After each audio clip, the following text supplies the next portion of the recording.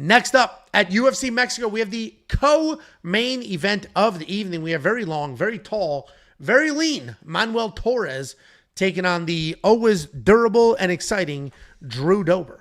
Manuel Torres, 15-3 in his career, 4-1 in his last 5. He is coming off that finish loss to Ignacio Bahamondes, taking on Drew Dober, 27-14 in his career, 2-3 in his last 5. He is riding back-to-back losses.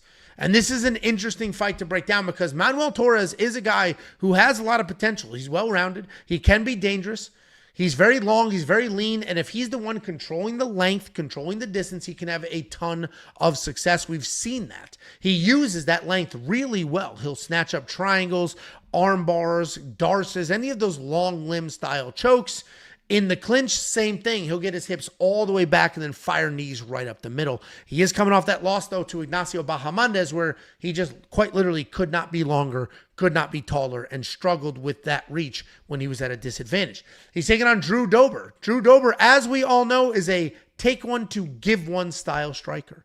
Drew Dober is a guy that will hang out in the pocket and absolutely bomb away. He can be a technical striker, but he chooses not to. He just wants to slug it out and have some fun. Drew Dober is a guy that will trick you into thinking you're having success because you will land, you will connect, but he's usually durable enough that it doesn't matter. And then you're not shooting takedowns even when you should because he's in the pocket and he's hanging out and you're connecting. He is coming off that loss to Jean Silva where the doctor stopped it, but not because he knocked out Drew Dober, but because the cut was so bad the doctor said this cannot continue.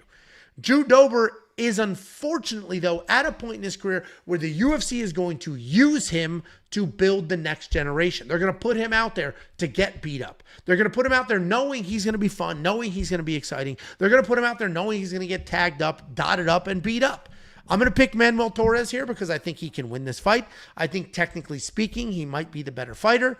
He's long. He has more ways to win. Drew Dober is obviously Drew Dober. He's insanely tough. He's willing to fight his ass off. He can break other people. Manuel Torres is a guy that seems to be kill or be killed.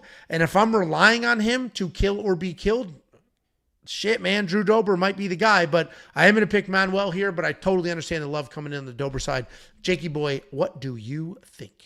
Yeah, I think people are going to get smoked with Drew Dober. There's definitely two public dogs on the card. It's going to be Melt Costa and Drew Dober. That's what I keep hearing over and over and over. Listen, I've picked against Drew Dober twice with Lock of the Week. I picked Matt Frivola against Drew Dober as my Lock of the Week. He fucking knocked him out. I had John Silva as my underdog Lock of the Week versus Drew Dober. He fucking got a TKO, Dr. Stoppage. You can call whatever it was, but he's beating the fuck out of that guy. Manuel Torres in his last fight, I know he got knocked out against Ignacio Bahamondes, but he landed a nice shot that really had Bahamondes on skates, and if he lands those same type of shots that he seems to land on everybody, it's probably going to look not very good for a guy like Drew Dober. So honestly, I think that this could look like the Nicholas Mata fight. You know, I like Nicholas Mata. He's a former Lock of the Week winner as well, but he came in against Manuel Torres, and they kind of have that same fighting style. I mean, Drew Dober's a little bit more bouncy and stuff like that, but they're both kind of hittable dudes that kind of looking for the bigger shot than the other person throws. And Manuel Torres is so long and so crafty and get it done everywhere. I mean, everyone thinks he's just this knockout guy, but he has just many submissions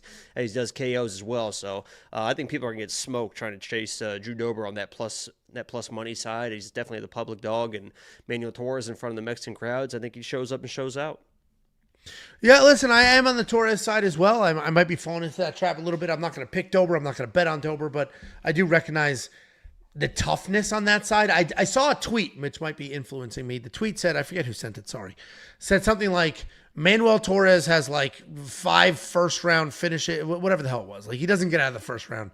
And then it said, I worry that he's the next Terrence McKinney.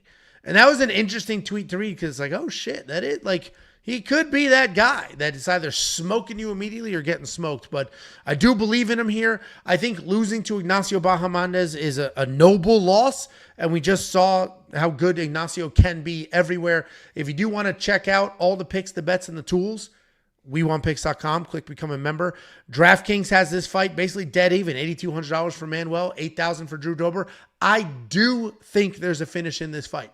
So if you are firmly on one side or the other, stick to that side. Throw that person in your DraftKings fantasy lineup because whoever that person is, if you are correct, will score a bunch of points. WeWantPicks.com. Click become a member. It's freaking $10 for an entire month. It is A, the best way to support us and what we are doing, and B, the greatest value in this space, period, end of story, anything you could ever want or need.